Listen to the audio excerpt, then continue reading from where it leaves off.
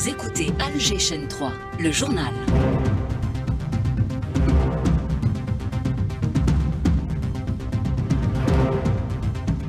Le journal de la mi-journée vous est présenté par Nariman Ouali. Nariman, bonjour. Bonjour Rostom, dans l'actualité, l'adoption des statuts particuliers des fonctionnaires de l'éducation et des corps médical et paramédical. Les concernés saluent cette importante étape, le respect d'un engagement pris par le chef de l'État.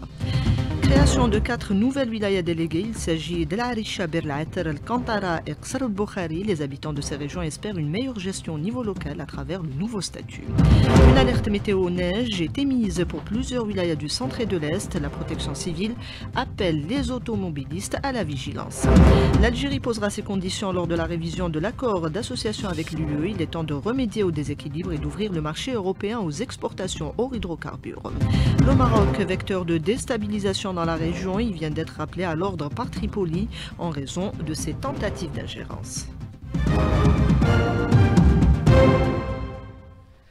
Madame, Monsieur, bonjour. Le tant attendu statut particulier des corps médical et paramédical adopté en réunion du Conseil des ministres, il englobe pratiquement toutes les catégories du secteur. La réaction du président du syndicat national des praticiens de la santé publique, Elias Merabet, contacté par Hassan Choumesh.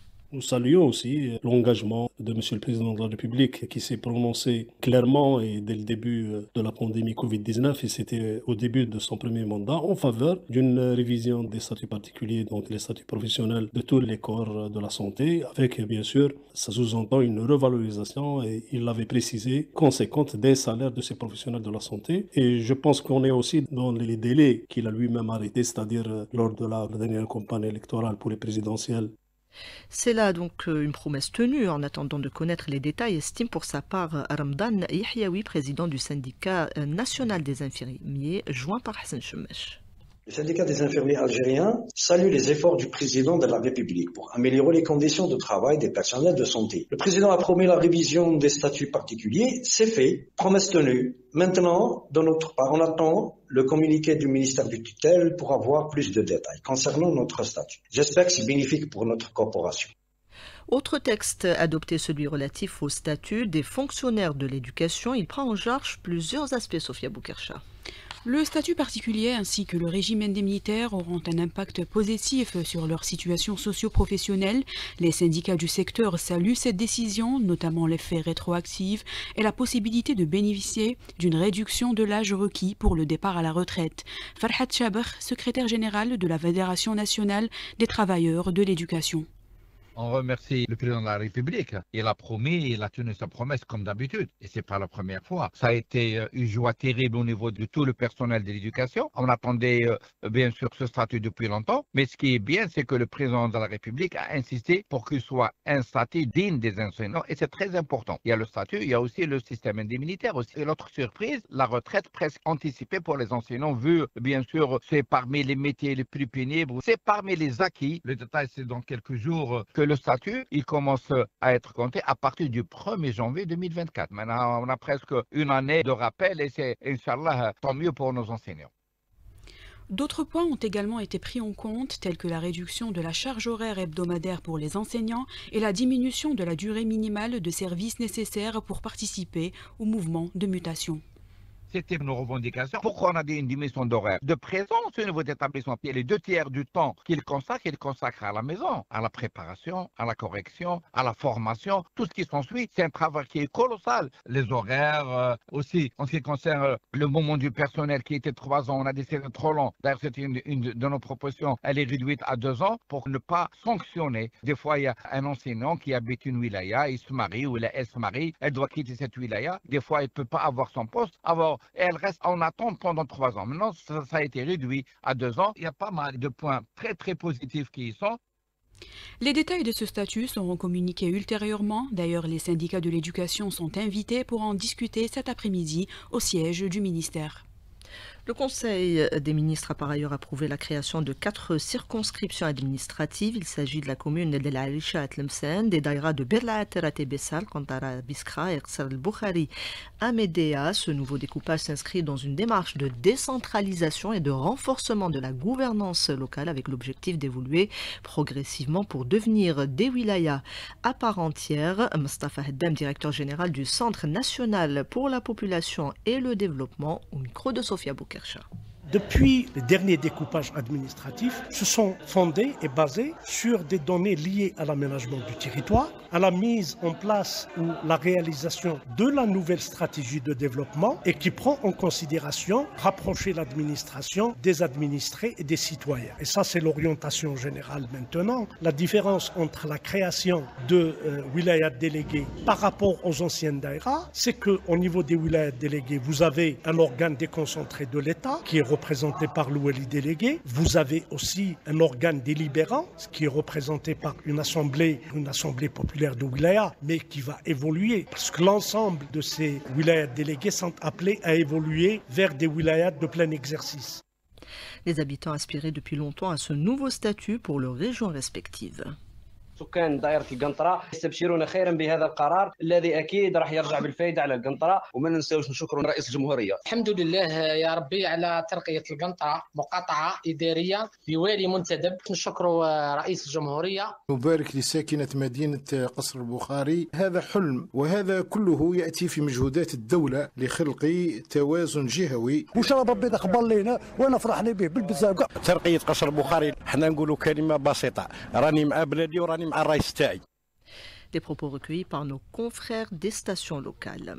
Signature de convention entre Sonatrach et les holding groupes industriels publics pour le premier responsable de la Compagnie nationale des hydrocarbures. Il s'agit d'un renouvellement et d'un engagement réitéré pour le renforcement de la coopération et la complémentarité avec les acteurs de l'économie nationale en faveur du développement national. Ce sont là des conventions stratégiques, a indiqué pour sa part le ministre de l'Énergie, Mohamed Arkab.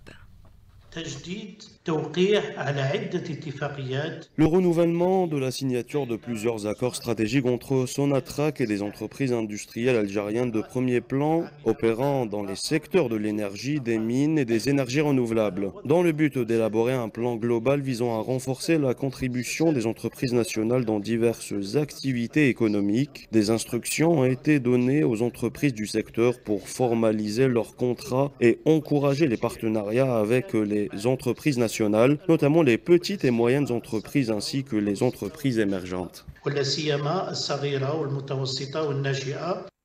Cette expérience pourrait être élargie, a affirmé le ministre de l'Industrie, Sifir Riyeb. Nous comptons mettre en place au niveau de l'industrie nationale les annuaires stratégiques de l'industrie nationale. Tout en pensant que cette expérience, dès qu'il y aura des résultats, ça va être élargi pour les annuaires stratégiques de l'économie nationale. C'est-à-dire qu'on va essayer de faire preuve de réussite au niveau du ministère de l'Industrie et élargir l'expérience pour les autres secteurs. Des propos recueillis par Rima Debeh. L'Algérie, important consommateur de lait, les producteurs ont de nombreux défis à relever, mais Issa Smaïl a été à la rencontre de quelques acteurs de la filière présents à la foire de la production nationale. Avec une consommation moyenne de 140 litres par habitant et par an, l'Algérie est le principal consommateur de lait du Maghreb. Face à cette forte demande, le secteur de la production laitière rencontre plusieurs défis. Boubkar Kati, directeur commercial du groupe Soumam. C'est d'abord la disponibilité de la poudre. Le secteur n'a aucun transformateur de lait cru en poudre. On est dans l'obligation d'augmenter le cheptel de vaches laitières pour pouvoir produire suffisamment de lait et faire la transformation notamment pour le mettre en poudre, pour pouvoir l'exploiter sur différents. La politique gouvernementale cherche à accroître la productivité des fermes pour réduire la dépendance à l'importation de poudre de lait. Cependant, selon Chouaib Sachoua, directeur agro-livestock du groupe Hodnalé, il s'agit également de garantir un meilleur encadrement aux éleveurs. La production laitière en Algérie a connu une amélioration considérable grâce aux efforts des autorités algériennes. Cela dit, le secteur nécessite plus d'encadrement professionnel, surtout en termes d'élevage de la vachitière, en termes d'alimentation des vachitières et surtout le côté sanitaire. Cela pour améliorer le rendement de la vachitière. Le plan quinquennal du gouvernement vise à développer des complexes agricoles modernes et une production intensive, accompagnée de subventions foncières pour les industriels et les investisseurs privés. Les exportations en hydrocarbures progressent, progression par rapport au volume, contrairement à la valeur qui marque le pas. Cette situation s'explique par la baisse des prix à l'international. Abdelwahed Karrar, vice-président du CREA, invité de la matinale.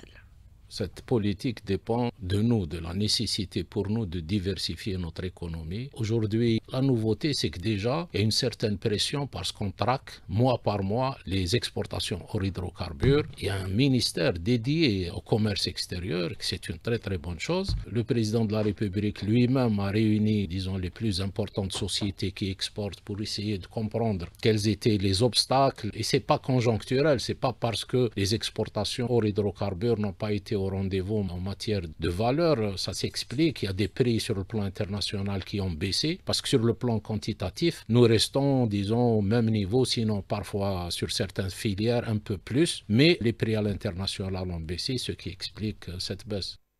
Et l'Algérie plaidera pour l'ouverture du marché européen aux exportations hors hydrocarbures lors de la renégociation de l'accord avec l'UE, une révision qui sera entamée au cours du premier semestre 2025. Abdelwahed Karrar.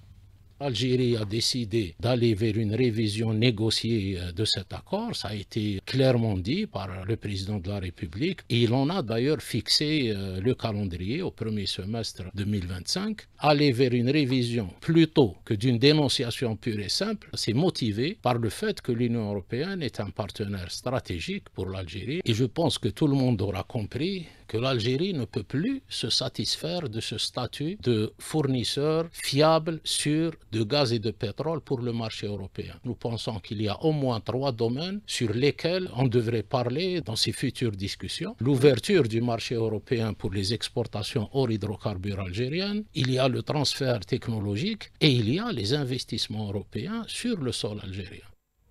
Abdelwahed Karrar, vice-président du CREA, répondait aux questions de Nariman Mendil. La maîtrise des nouvelles technologies de communication est un outil également pour préserver le pays. Le ministre de la Communication l'a relevé lors de la cérémonie de distinction des meilleurs athlètes algériens pour 2024.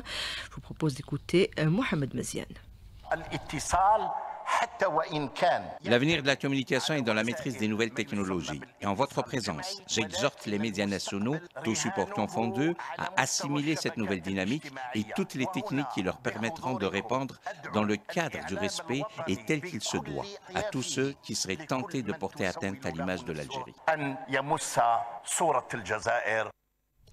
Nouveau camouflet pour le Maroc. Le ministère des Affaires étrangères dit bien exprimer dans un communiqué sa grande surprise concernant l'organisation par le Maroc de la session de dialogue entre les membres des 2 chambres du Parlement et du Conseil d'État à Bouznika sans coordination préalable avec lui ni suivi de procédures diplomatiques habituelles pour de telles rencontres. Les détails avec Lies Terrini.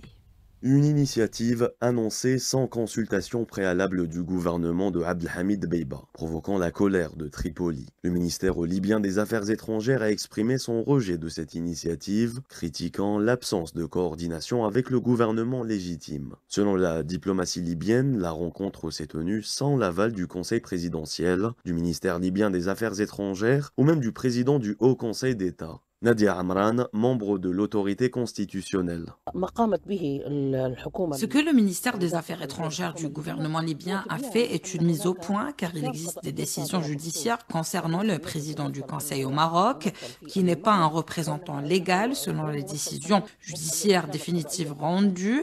Cela reflète l'ampleur de l'ingérence de certains pays dans les affaires libyennes ainsi que l'intervention de la mission et cela est dû à la division des institutions. Mais en fin de compte, cela reste une action incorrecte selon mon point de vue. Une telle démarche pourrait compromettre les efforts en faveur d'une paix durable et menacer la stabilité du pays. Le gouvernement libyen a rappelé au Maroc l'importance de respecter les usages diplomatiques et de s'en tenir à des processus transparents et coordonnés. La démarche est donc vue comme une ingérence dans les affaires internes de la Libye, un pays en quête de réconciliation et de stabilité.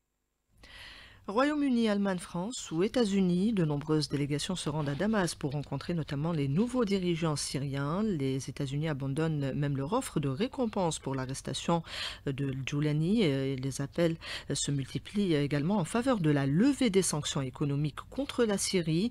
Les détails avec l'expert en questions internationales Gamel Abina, contacté par les Terrini. L'Occident semble, avec beaucoup de célérité, vouloir établir des relations cordiales, voire d'amitié avec le nouveau pouvoir en Syrie. Et il se trouve qu'aujourd'hui, on s'empresse à ouvrir les ambassades, on s'empresse à ouvrir des relations directes, des communications, une reconnaissance de Joulani. Nous avons un renversement de tendance qui semble aller dans une direction extrêmement inquiétante, dans la mesure où les alliés de l'Occident et l'Occident ont décidé de prendre fait et cause pour cet homme, qui n'est pas un danger pour l'entité sioniste, mais surtout un homme qui, d'après leur point de vue, serait quelqu'un avec lequel ils pourraient négocier, de normaliser la relation avec des gens qu'on considérait encore hier comme des terroristes et des gens ingérables, et qui, à la faveur d'un monde qui change beaucoup, redeviennent des gens fréquentables, avec la fracture entre la Russie et le reste de l'Occident. Donc l'Occident est dans une démarche effectivement très offensive. Et le conflit qui persiste dans toute la région, le Yémen a riposté au bombardement américano-britannique. On écoute l'analyse de l'expert militaire libanais Ali Hamia, contacté par Karima Bennour. L'Occident et surtout l'ennemi sioniste ne reconnaît jamais ses échecs, et notamment quand Tel Aviv est attaqué, puisque tous les missiles ultrasons Palestine 2 lancés du Yémen ont atteint leur objectif, et l'ennemi dit que ce ne sont que les antimissiles sionistes qui bougent. La même chose avec les flottes américaines et britanniques qui attaquent dans la mer Rouge. L'Américain reconnaît qu'il a reçu un coup, mais à sa manière. L'avion F-18 Olmert qui a été abattu hier par le Yémen n'aurait jamais pu être touché par un avion ami comme ils le prétendent, parce que tous les bombardiers américains sont munis d'un système IFFS qui fait bien la différence entre l'ennemi et l'ami. Donc, côté militaire, c'est un mensonge. Des propos recueillis par Karima Bennour. Le général d'armée ministre délégué auprès du ministère de la Défense Aït Chengriha, en déplacement en première région militaire. Il a notamment inspecté le groupe des grands travaux téléphoniques, un déplacement sur lequel nous aurons à y revenir. Un bulletin météo neige et pluie est annoncé. Il est émis pour des régions du centre et de l'est. La protection civile appelle à la vigilance, un appel en direction des conducteurs notamment par ce temps hivernal. Plus de détails avec Aris Chachoua.